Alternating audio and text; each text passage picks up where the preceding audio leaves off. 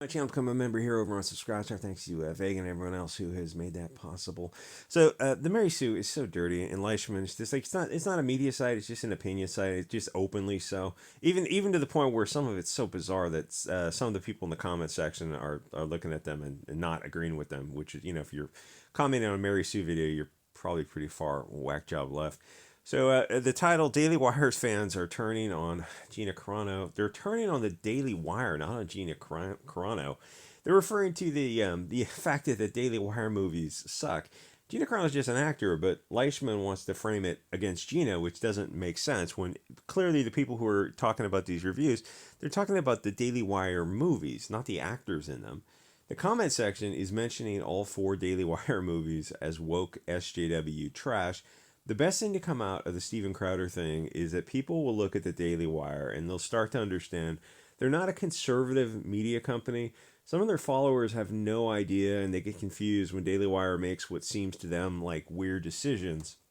Daily Wire is not, and it's not like they're a lot of the people are not, I don't want to say like low information because that implies something. It's more like they're high trust people who think they're dealing with other high trust people, and high trust people get destroyed when they're dealing with manipulators and low trust people, which is where like a lot of that MAGA middle of the road crowd is. They're good people, but they're high trust people, and they need to be way more suspicious and ask for receipts and look at people's true motive, follow the money, investigate things like what is somebody's true motive. And it's like, oh, you assume we're all on the same side, then you look at their productive output and the empirical evidence before you and go like, the Daily Wire is not what I thought it was. It's not what we think of as right of center media. And then you look at all right of center media and you go, oh yeah, where is the right of center media? Well, it doesn't exist in the mainstream. Like, oh, well, Fox is practically Hugo Boss. No, that's the right of center media you've never heard of because they don't come up in the Google search results engines. The only way you get a hold of them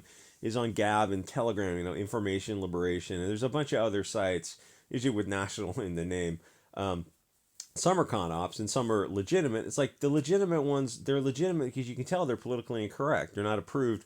Like you can tell the difference between true, I don't know, right wing media. It doesn't have to be like you don't have to be right wing to be politically incorrect.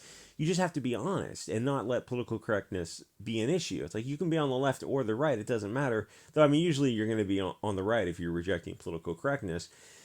Anyway, so Daily Wire is not a right wing media company. They're a media company working within the right wing sphere. There's a huge difference. Most of the followers would probably vaguely consider themselves American nationalists, but that's not Daily Wire at all. They're just a business. Daily Wire isn't America first. America is just a commercial zone for them to extract wealth from. To be fair, so are the rest of the right wing media. Gateway Pundit, Post Millennial, Prager, You. They're all controlled ops. Their only purpose is to keep the normies distracted from real issues. The goal of those right wing medias is to have a limited scope, a narrow spectrum of allowable discourse. You can have fierce debate within that spectrum, but if you go 1 millimeter to the right or to the left, outside that spectrum, then as the hidden clip from Ben Shapiro will show you, they'll go after you. They'll destroy your life. They'll get you fired. They'll dox you. They'll make you homeless. They'll just get your kids kicked out of school. It's like, yeah, gee, man, I thought we were free. I thought the right wing didn't do that kind of stuff. What's going on there, buddy? So the split with Crowder, and the thing is, the best thing you can do to these right wing people in quotes is ask them hard questions, like they did. They asked Matt Walsh some hard questions, and they asked Charlie Kirk some hard questions. And you ask them these hard questions, and they immediately deflect and ad hominem and squirm away from them. And people in the audience are looking around, and these clips get millions of views on social media. You're like, that's not the conservative viewpoint to deflect away from questions, to squirm away from. Do I need to dignify that with an answer? Yeah. Somebody asks you a question. You're on a podium. Yes, please dignify it. Give it an honest answer. And if you can't give us an honest answer, Walsh or Kirk, then we want to know why. What's the issue behind the issue that you can't answer these questions? One of the Fuentes' Groypers asked something like, is backhole love a conservative value? And they never answered that question. It's like, that's a fair question, topic of discussion. Or Matt Walsh, do I even need to dignify that? Yeah, that's what you're doing, is deflecting away from an answer. Why are you doing that? So the split with Crowder is the best thing That could have happened. And don't get me wrong, I don't know Crowder's real motivation, but he's at least saying the right things that shows he's at least saying that he wants to move in the right direction. Where Daily Wire is just openly a bunch of grifters. And I think their followers were expecting them to make a bunch of cool movies. They have a fundamental misunderstanding of what the Daily Wire is and their motives. So what happened? Well, as you're probably following the Disney Star Wars Mando Gina thing, is that she got kicked from Disney, and then the soy boys on Twitter seem to think that that's a big deal. They're saying, "Oh, she missed out on having a toy made out of her that some cheap plastic Chinese toy that she can put up on a shelf." Disney is not the Disney of the '90s. The Mando was and is a small show that nobody was buying anything other than the Baby Yoda dolls, and the shows, like Disney has a bunch of shows out there that you've never heard of. You probably heard of Andor Star Wars, but it's not very good. And even the Andor Star Wars, they interviewed the people working on the show, and they were kind of gently saying like, "Oh, we thought we had a built-in audience because it's like it's Star Wars." In their mind, they thought they were going to be printing money. Well, one, their show's not very good, and two, you look at the Disney trilogy starting 2015, that wasn't very good either. It's like what a hyperbolic statement. Yeah, Solo bombed. Oh, well, that was just a troll campaign that that bombed it. That was just trolls that bombed it. Yeah, except trolls didn't bomb Captain Marvel. That made $1 billion. Solo actually lost money. It's the first Disney Star Wars to lose money. It's probably Disney lost money before, but I mean that was a big. It's a Star Wars name. You should have been printing money. And then you go back to 2015. You look at where they started with that first movie, and you're like, oh, you guys are going in a different direction, away from profits and into just pure ideology. It's like, yeah. And as a consequence, after people finished the trilogy, they were done with Disney. And so they didn't go see Solo because they just didn't care anymore. They had finished, with the ninth movie of the series, they felt they had finished up Disney. They had given it all the time and attention it deserved, and they're moving on from Disney. You're in your 40s, 50s, on up. It's like, okay, Disney finally concluded, not on a bang, but on a whimper with the Disney trilogy that people would just rather forget. But Solo did bomb. It's like you can't just brush that under the rug. So Disney is not the Disney of the '90s, and all the like. There's more spin-off shows than the Mando. Like the Mando, I made a video. I said like that was Disney's last shot to turn things around. It wasn't a great show, but it was moving in the right direction, and they flubbed it. They fired Gina Carano, and like they have no interest in turning Disney Star Wars around.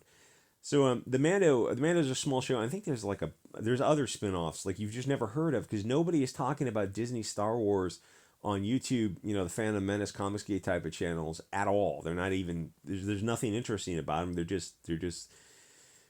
They're not even worth reviewing to kind of like laugh at them. They're that bad. And even if somebody bought a Gina doll, I really doubt she's seen any of the revenues from it because Disney owns the character. She's an actor playing a role of what I don't even remember the character's name. And Disney Star Wars is not selling like it used to sell. And Hollywood in general is not. Yeah, it's a multi-billion-dollar industry, maybe even $1 trillion industry because they lost $500 billion last year. But it's not the Hollywood that it used to be, where it was. There's still money in Hollywood because they're raising ticket prices, but there's fewer actual butts in seats that are taking part in any one Hollywood production. Disney got woke. They are committed to woke. And it's funny, like she calls it in the article, go anti-woke. To look at the Daily Wire and think they're anti-woke is insane. Because to me, they're both on the left. The Daily Wire and the Mary Sue are closer together than I am to the Daily Wire. Disney is committed to woke. They have open, frank conversations about inserting BLT stuff into everything. And if you're in the audience, you're like, oh, I don't want to see that.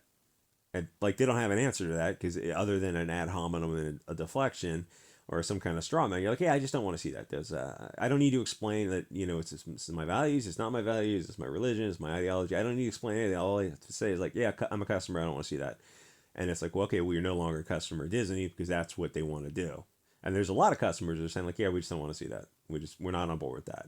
And deflection, ad hominem, straw man aside, there's nothing to say to that because that's what they want to put in. It's like, okay, well, you're no longer on board with Disney Plus. I'm like, well, challenge accepted. That's $15 a month saved. Anyway, Disney's got a major disconnect with the audience. They don't give a damn. They think they're on a mission from God. They're, a tank of gas and half a pack of cigarettes. Talk about good movies with Carrie Fisher. Blues Brothers was fan-freaking-tastic. What a great soundtrack that thing had on it, too. kind of like almost a little bit of a musical. So Gina could have stayed at Disney, sure, fair enough. But to stay, and the thing's like nobody was watching the Mando anyway. It was just a movement in the right direction, and then Disney just decides to just light it on fire and walk away from it. It's just none of the stuff they're doing makes sense until you start to go down the rabbit hole, and then it all kind of makes sense. To stay there would have meant that she would have had to get on board with their insane narrative. She didn't want to list her pronouns in her Twitter bio, but that was an issue for Disney. Like they had a meeting about it, and if I was in management at Disney and someone said, "Oh, yeah, there's this thing on Twitter where this one of our actors in a small little offshoot role in a small little offshoot streaming show, it does not listen to pronouns in the bio," I'd be like, just ignore it. Just it's not a big deal. If you pay attention to it, you're putting oxygen on. I mean, it's an issue, but you don't want to put oxygen on that fire. Just ignore it and let them go off into a void. It's not going to gather steam until it's like it only gathers steam if you put oxygen on it. If you just ignore it, it'll go away. Eventually, people get tired of it. But when it's like they didn't address it. They like, well, they had like, no. We need to have a meeting with Gina Carano about pronouns. Are you kidding me? So you look at all the people in the Zoom meeting. It's like, so that meeting, like that meeting alone cost us $7,000. Like that, I mean, that's the kind of waste you get at big companies where it's like a Disney $7,000 meeting. I mean, to get everyone coordinated on a Zoom meeting and lost productivity, it's like the $7,000 just doesn't matter to Disney because they're dealing in the billions of dollars. I mean, the whole thing is insane, but it shows you who's working at Disney across the spectrum at all levels of Disney where they think they need to have a meeting about pronouns, about some tiny, tiny little actor in some tiny little show. It's like, now just ignore it and just move on with your life. Like, don't even bring that kind of stuff to my attention anymore. Like, that kind of minor stuff, that's minor. Move on. Disney could have ignored all the Twitter weirdos if they wanted to, but like Disney is the Twitter weirdos. I would love to see the woman who runs Disney's social media account. There's probably a team that runs the thing, but you look at them and you're like, oh yeah, this is exactly what I expected. So Disney has to pretend to take this Frankfurt School propaganda seriously. It's a signal to everyone in Hollywood that if you don't get on board the Marxist agenda, you're not going to work in Hollywood. If the Twitter mob comes after you for not listing pronouns, then those are the new rules of Disney and Hollywood in general. It forces everyone, and the thing is, it's like the rules are going to be applied to someone who's vaguely on the right and not people on the left. Pedro Pascal said some similar things. The rules don't apply to him, and there are other people, Disney and Hollywood, who like MAGA kids going the wood chipper and all kinds of horrific stuff, and the rules just don't apply to them because they're firmly on the left. I mean, Dana Steele has said some horrific things. Rules just don't apply to them. They apply to Gina Carano because they know that she's her own thing. She's thinking for herself a little bit. She's the one who posted that meme about the red and the black ants. So it forces everyone in Hollywood to cuck for the humiliation ritual. Because when Gina got fired, that was a time for people to get this in there. That was the time for people to step up and speak out against it, but nobody did. That was part of it. It's a character test that they failed. It's designed to humiliate them and remove the last little bit of false pride that they may have had. In their self-view, they envisioned themselves standing up to big bad corporate Disney, but when the time came, they just averted their eyes and kept their heads bowed to their master, walking away broken people because they know they're getting that Disney check.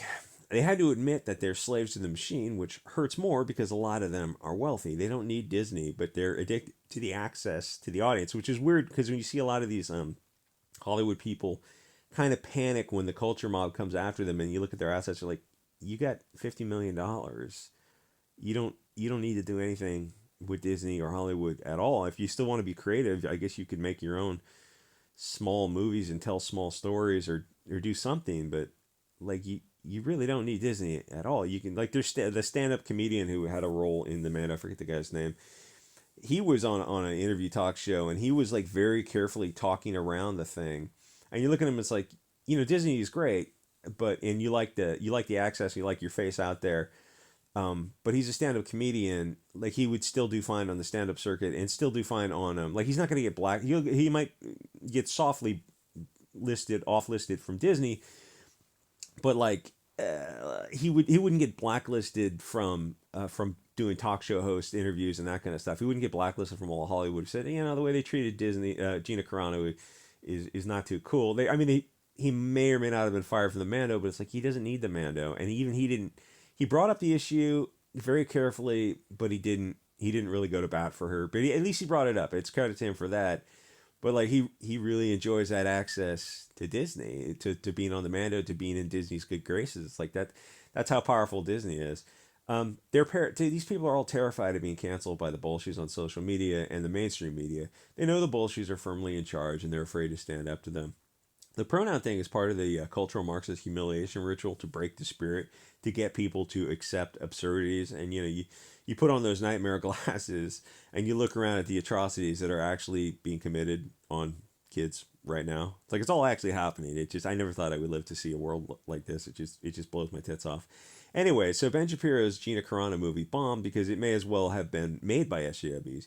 You got a setting in the Old West, and the potential antagonists, people running around at that time, going to be Africans, ex-slaves. I don't know when it was filmed, post 65, coming up from the South, Europeans, Indians, Mexicans. Those are going to be the bulk of the people running around in that setting.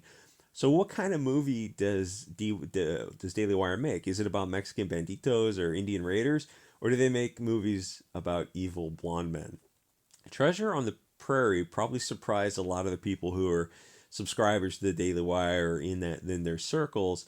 They say that they're not the mainstream globalist media, yet they make a blonde man bad globalist media movie. So how exactly is Daily Wire any different from the rest of the anti-white media if they're making the exact same themed movies of a blonde man bad?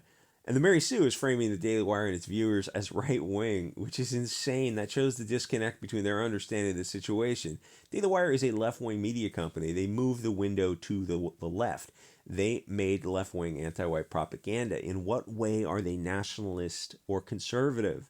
Words have meaning. It's like, no, we're kind of whatever we want to be. It's like you're just selling. Anyway, people like Gina, it's not her fault that she doesn't understand the controlled ops of Shapiro and the Daily Wire. She just doesn't know what she doesn't know. It is way beyond time for Crowder to start his own media empire. Is he also controlled ops? I have no idea. Time will tell. But whatever his media company turns out to be, it's not going to be in the same class as Daily Wire in terms of just being SJWs in a wrapped up in the trappings of calling themselves conservatives. And you look at them like, so what exactly do you conserve, Daily Wire?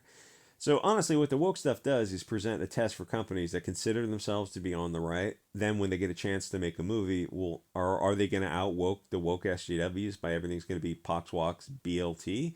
Are all the antagonists going to be blonde haired, blue eyed guys out of Nordic Central casting, or will they have the balls to make an antagonist a pox? You're probably going to be waiting a long time if you think some in quotes right wing media empire is going to do something like that, but the thing is you're definitely not going to get that from that's why like the whole thing is so pointless until somebody finds their balls, and you're not going to get that from the Daily Wire. They hate you as much as the left hates you, but they still want your membership money. Speaking of which, join the Subscribe Star. How's that for a segue? Where I make a movie, the bad guys will never be European. Like, I'd make that a running joke. It would all be pox, walks, furry, otherkin, to the point of absurdity. Every bad guy, every bad character, I'm sure that would fly and wouldn't get me assassinated. Or all the bad guys would be a parody of Ben Shapiro, which would probably be even more dangerous. Anyway, like, comment, subscribe, check out the Subscribe Star, become a member here on this channel. Thanks to Vegan again and everyone else over there. And I will see you guys next episode.